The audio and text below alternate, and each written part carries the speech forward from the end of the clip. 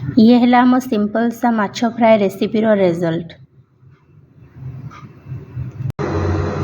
Market रू आसला रोही माछ धुआई से गोला है हलदी लुण अदा रसुण पेस्ट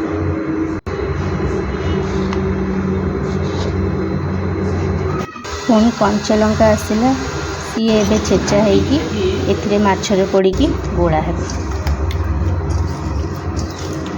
गोला गोली सरीला बर्तमान ये अध घंटा जाए भजा हाँपाई रही।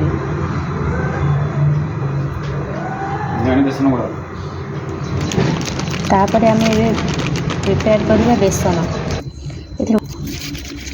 पड़ा बेसन बेसन पर कॉर्नफ्लोर जगह आपण चाउल गुंड भी यूज करें काश्मीर मिर्च तापर जीरा पाउडर गरम मसाला धनिया पाउडर मीट मसला हल्दी लुण स्वाद अनुसार पकेबे। तापर मो पाखे किसी फिश करी पाउडर थिला तो सेटा मुझे ऐड कली तापर भल भाव मिक्स करी।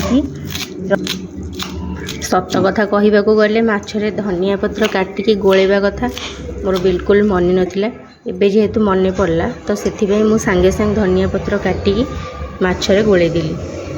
तापर एबे हमें कौन करवा ना से जो पाउडर बनईचे से पाउडर को माछरे लगेबा ठीक अच्छे।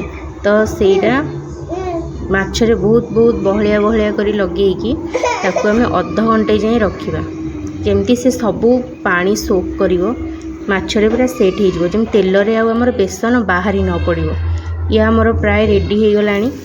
तापर आमे माछ को गरम गरम तेल रे पकई फ्राए करवा आरंभ करिबा।